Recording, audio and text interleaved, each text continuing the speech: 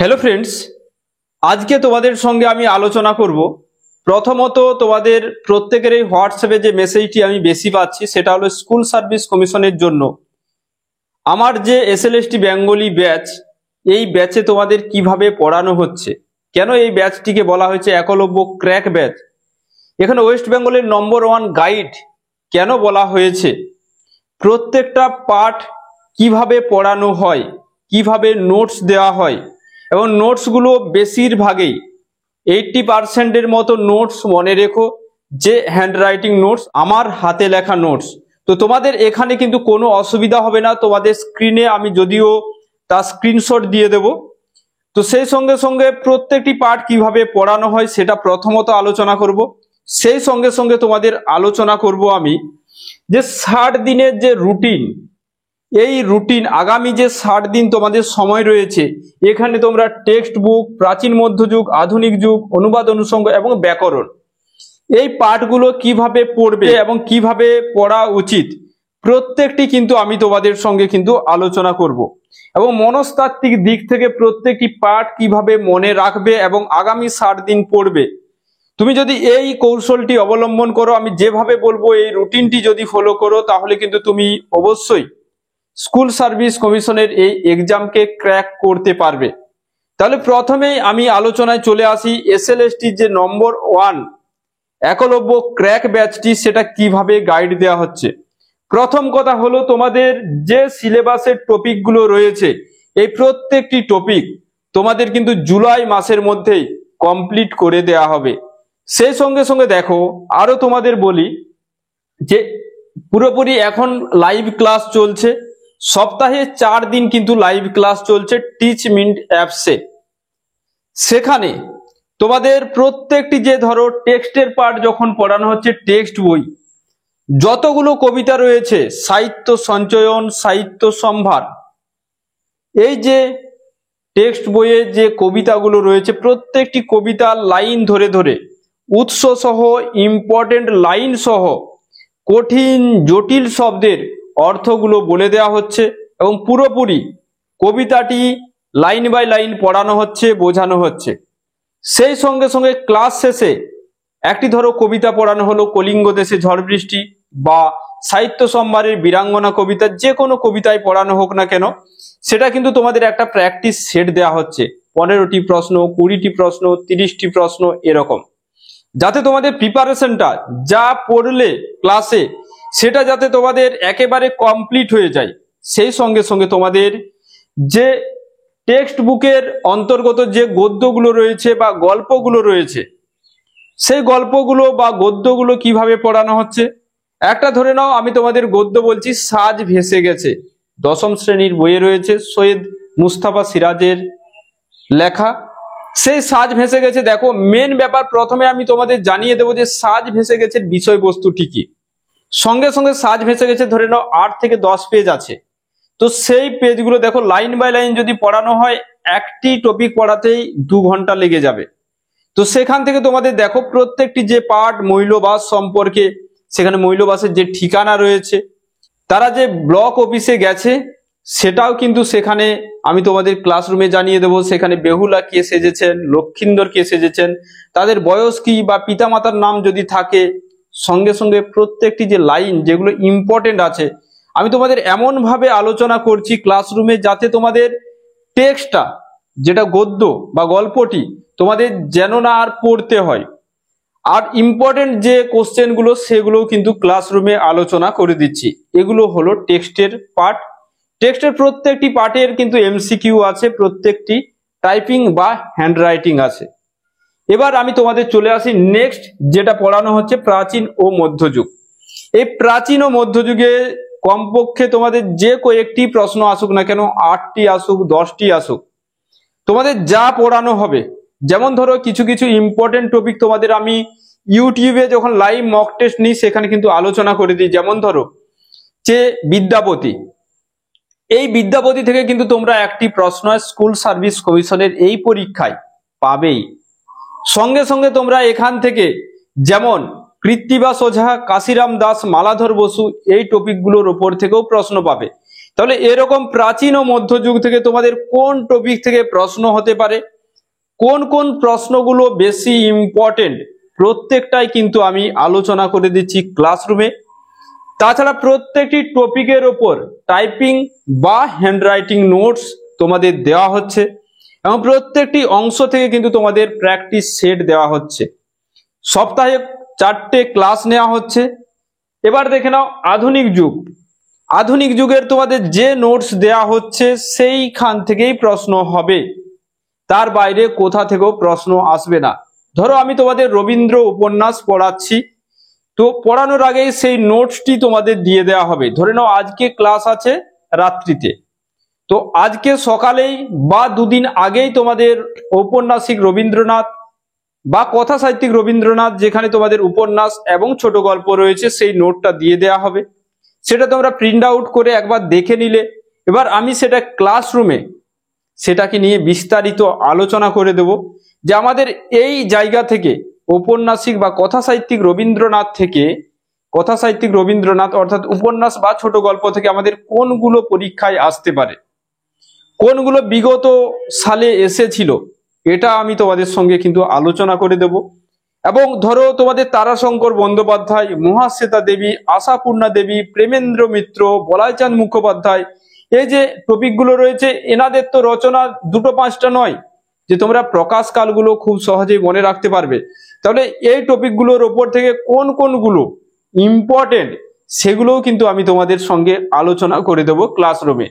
এবং আমি তোমাদের বলেই দেব যে প্রকাশকাল যে এইগুলো ছাড়া কিন্তু আর আসবে না, তো সেখান থেকেই প্রকাশকাল আসবে। প্রত্যেকটি যে নোটস দেয়া হবে আধুনিক যুগের, এখন যে ব্যাচটি তোমাদের চলছে যেটা ক্র্যাক ব্যাচ একলব্য, এই ব্যাচে ইতিমধ্যে তোমাদের আধুনিক যুগের কথা সাহিত্য পর্যন্ত নোটস পড়ানো প্রায় কমপ্লিট হয়ে গেছে, নোটস দেয়া কমপ্লিট হয়ে গেছে গত ক্লাসে।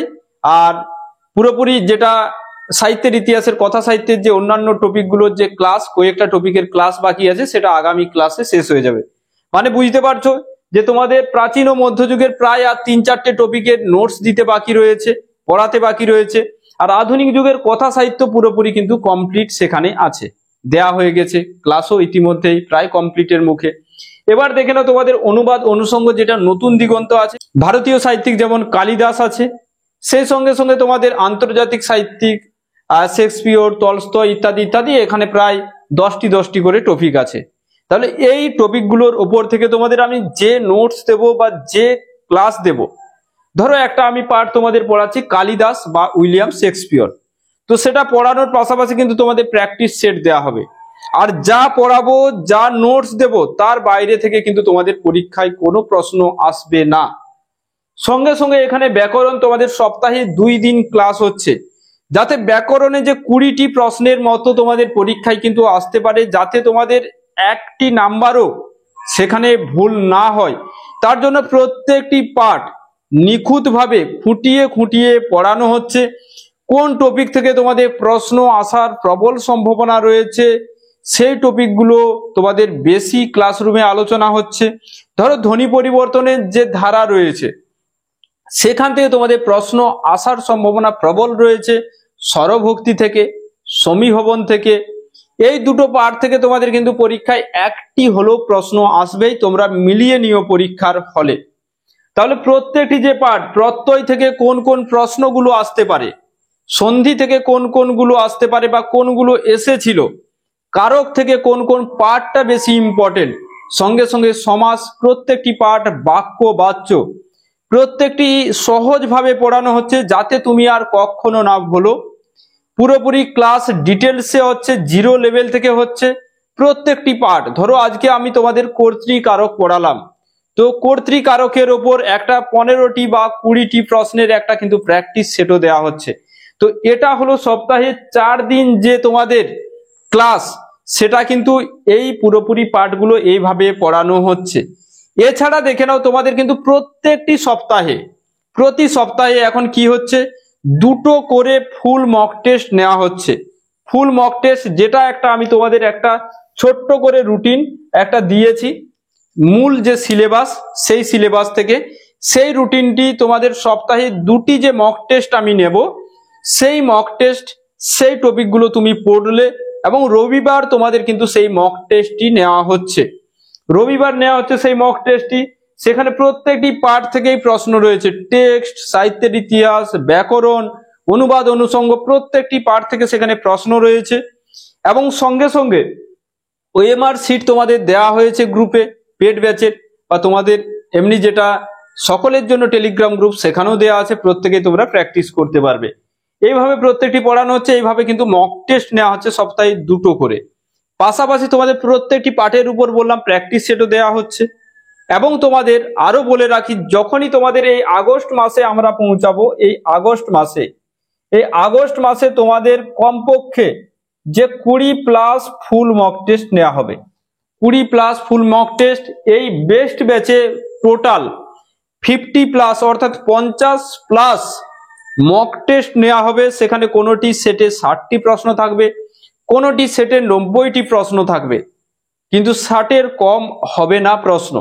তো এইভাবে তোমাদের নবম দশমের বেস্ট গাইড দেওয়া হচ্ছে। তোমরা যদি কেউ স্কুল সার্ভিস কমিশনের এক্সাম দিয়েছিলে 2016 সালে, যারা বিগত বহুদিন পড়াশুনোর বাইরে রয়েছো বা পড়াশুনো নিজেরাই সেলফ স্টাডি করছো, তারা প্রত্যেকেই বিশ্বজয় ইউটিউব চ্যানেলে যে মক টেস্টগুলো নিচ্ছি, ফ্রি মক টেস্ট, সেইগুলো ফলো করতে পারো।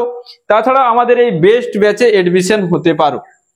তোমাদের সেই সঙ্গে সঙ্গে এই যে তোমাদের হাতে যে 60 দিন সময় রয়েছে, এই 60 দিন তোমরা কিভাবে পড়বে সেটাও আমি এখন কিন্তু আলোচনা করে দেব।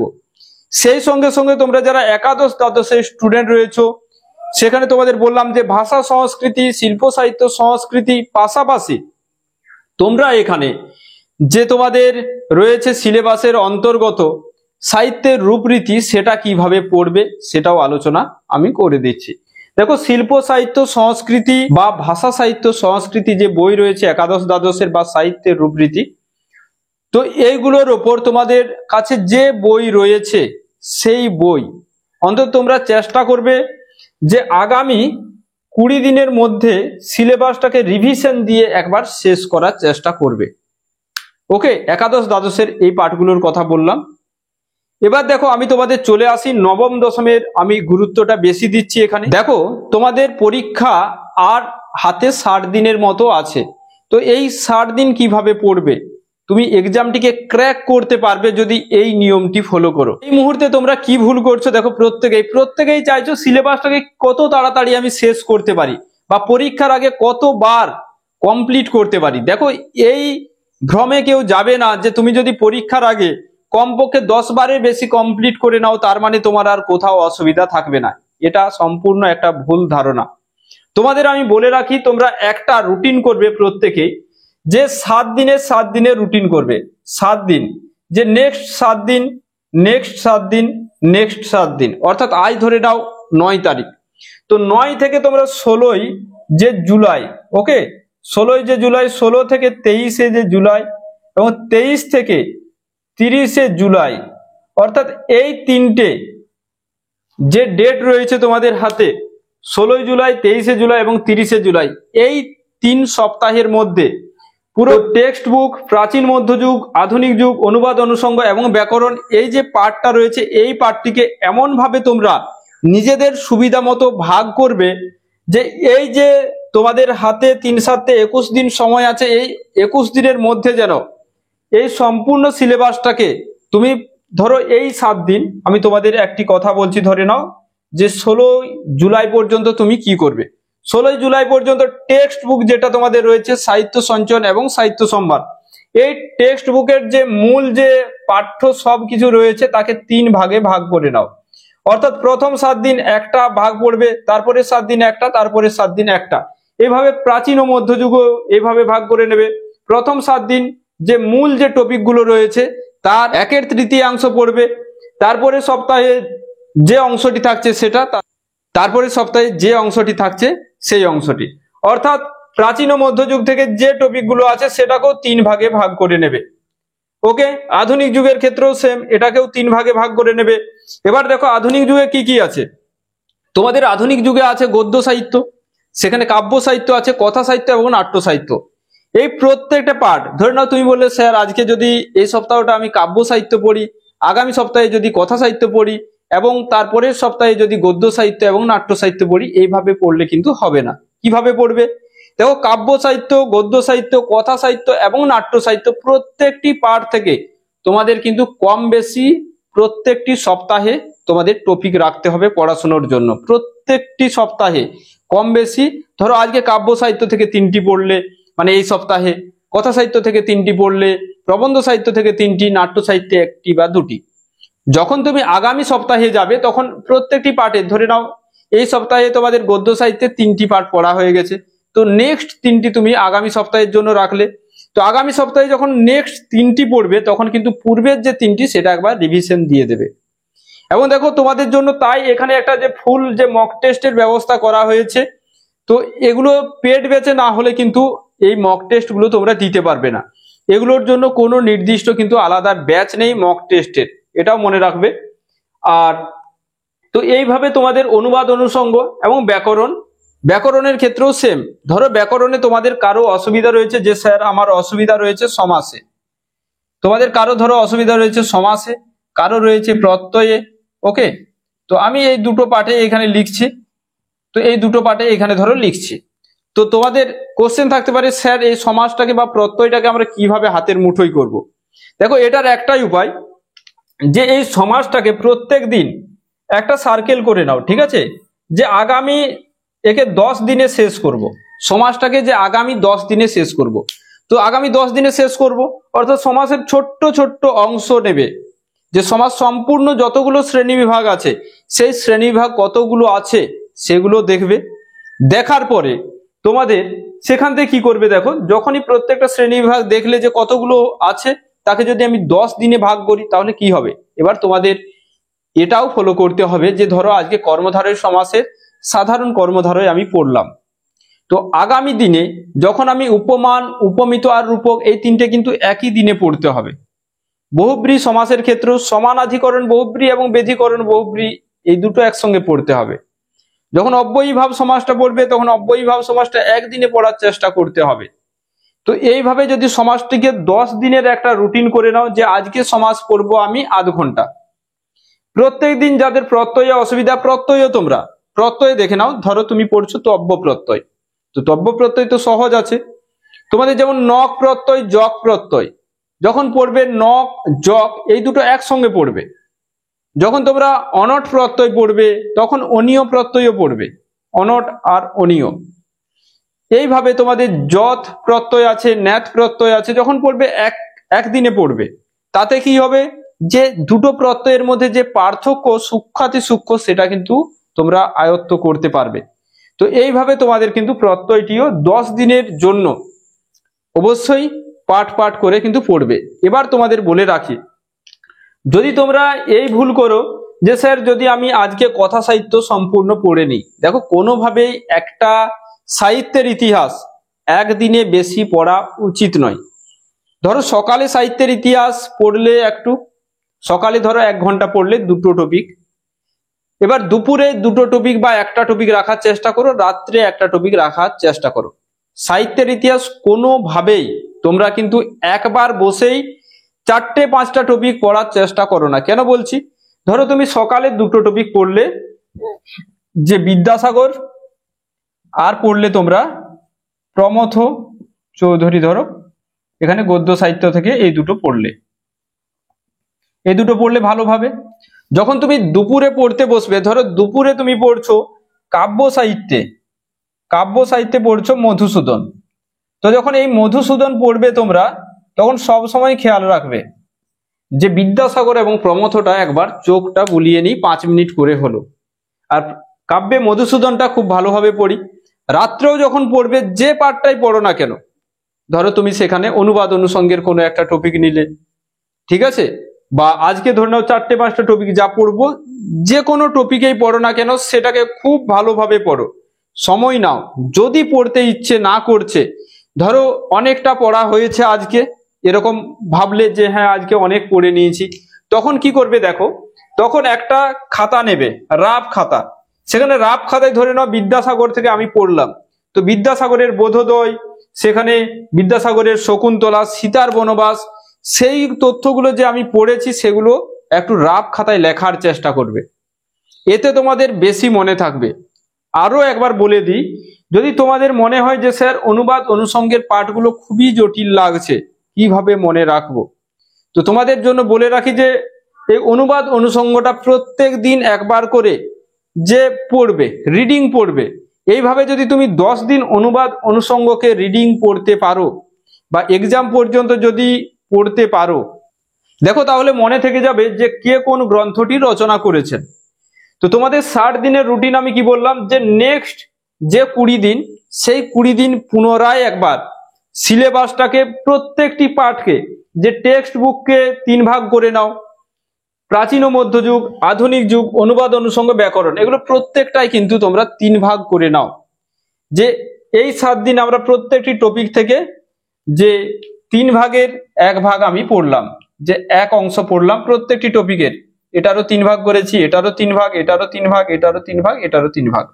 আজকে এই ভিডিওটি দেখার সঙ্গে সঙ্গে কিন্তু রুটিন করে নাও, প্রত্যেকেই এই রুটিনটা করে নাও। সঙ্গে সঙ্গে তোমাদের যে 2 নম্বর সপ্তাহে আজকে রুটিন করে নাও এবং 3 নম্বর সপ্তাহে আজকে রুটিন করে নাও। এটা গেল আগামী যে 20 দিন, এই 20 দিনের, ঠিক আছে। এবার তারপরে 14 দিন কি করবে, তারপরে যে 14 দিন থাকছে তোমাদের ধরে নাও যে আগস্টের 7 তারিখ পর্যন্ত এবং আগস্টের তোমাদের 14 তারিখ পর্যন্ত, এটা সবসময় চেষ্টা করবে 7 আর 14 তারিখ পর্যন্ত কি করবে, যে 7 তারিখ আর 14 তারিখ যেটা এখানে পাচ্ছ তোমরা, তো এই 14 তারিখের মধ্যে একবার চাইবে যে সিলেবাসটাকে ভালোভাবে কমপ্লিট করার, ঠিক আছে, বা 7 দিনের মধ্যে তখন একবার চেষ্টা করবে সিলেবাসটাকে ভালোভাবে কমপ্লিট করার। তো বারবার তোমাদের যেটা আমি মনে করিয়ে দিই মক টেস্টও আর এখানেও, যে সবচেয়ে বেশি গুরুত্বপূর্ণ তোমাদের প্রাচীন মধ্যযুগ, আধুনিক যুগ, অনুবাদ অনুষঙ্গ এবং ব্যাকরণ, ঠিক আছে। টেক্সট বইটা তোমাদের ধরো আগামীকাল পরীক্ষা, তোমরা যদি আজকেও একবার পড়ে নাও, টেক্সট বইয়ের অনেক পাঠ মনে থেকে যাবে, কিন্তু তবুও টেক্সট বইকে কিন্তু একদম মিস করবে না, পড়বে। কারণ টেক্সট বই থেকে দেখো আনুমানিক যদি প্রশ্ন দেখি যে কোথা থেকে ক নাম্বারের প্রশ্ন হতে পারে, ধরো 60 নাম্বারের পরীক্ষা হবে তোমাদের, তো এখানে ধরে নিতে পারো, এখানে দেখো আধুনিক যুগ, প্রাচীন মধ্যযুগ, অনুবাদ অনুষঙ্গ, এখান থেকে ধরে নিতে পারো 20টার বেশি প্রশ্ন হবে। ব্যাকরণ থেকেও ধরে নিতে পারো এরকমই প্রশ্ন হবে 20টির মতো। তো টেক্সট থেকে একটু কম হতে পারে, ঠিক আছে, টেক্সট থেকে একটু কম হতে পারে, কিন্তু ব্যাকরণ আর আধুনিক যুগ এই দুটো পাঠেই ছেলেমেয়েরা বেশি মার খায়। এই দুটো পাঠ তোমাকে কিন্তু ভালোভাবে পড়তে হবে, ঠিক আছে। আমি যেভাবে তোমাদের বললাম এভাবে প্রত্যেকেই পড়াশুনো করো, আর বিশ্বজয় ইউটিউব চ্যানেল ফলো করো, সেখানে আমি মক টেস্ট নিচ্ছি। আর যারা যেটা সকলের জন্য যে টেলিগ্রাম গ্রুপটি আমি রেখেছি, সেখানে প্রত্যেকেই উপস্থিত থাকবে। সেখানে যারা এখনো জয়েন্ট হওনি, জয়েন্ট হয়ে যাবে। সেখানে জয়েন্ট হয়ে গেলে তোমরা অনেক তথ্য পাবে বা অনেক কিছু আমি তোমাদের সেখানে জানিয়ে থাকি। ফুল মক টেস্টও সেখানে ফ্রি, যে মক টেস্টগুলো সেখানে আমি প্রশ্ন দিয়ে থাকি, ঠিক আছে। তো প্রত্যেকেই তোমরা টেলিগ্রাম গ্রুপে জয়েন্ট হয়ে যাবে। তারা বিশ্বজয়ের যে ফেসবুক পেজ, সেই পেজটি তোমরা প্রত্যেকেই ফলো রাখতে পারবে। আর এইভাবে পড়াশোনা করে তোমরা খুব ভালো রেজাল্ট করতে পারবে। একেবারে মনস্তাত্ত্বিক দিক থেকে যেভাবে পড়াশোনা করা উচিত প্রত্যেকটি আমি তোমাদের সঙ্গে আলোচনা করে দিলাম। ভিডিওটি অবশ্যই তোমরা তোমাদের প্রত্যেকটি এসএলএসটি বন্ধুদের সঙ্গে শেয়ার করে দেবে। প্রত্যেকেই ভালো থাকবে, প্রত্যেকেই ভালোভাবে পড়াশোনা করো। তোমাদের মনে রাখতে হবে যে এটাই তোমাদের শেষ সুযোগ, তাই খুব ভালোভাবে প্রত্যেকেই পড়াশোনা করো। এবং অবশ্যই যে যে পাঠগুলোতে তুমি পিছিয়ে পড়েছো সেই পাঠগুলো কিন্তু খেয়াল রাখো, সেগুলোকে একটু বেশি মনোযোগ দিয়ে পড়াশোনা করো। তোমাদের প্রত্যেকের যে নির্দিষ্ট লক্ষ্য, সেই লক্ষ্যে তোমরা সফল হও প্রত্যেকেই, তার জন্য কিন্তু পরিশ্রম অধ্যবসায়। এইভাবে প্রত্যেকেই পড়াশোনা করো, প্রত্যেকেই ভালো থেকো। Thank you.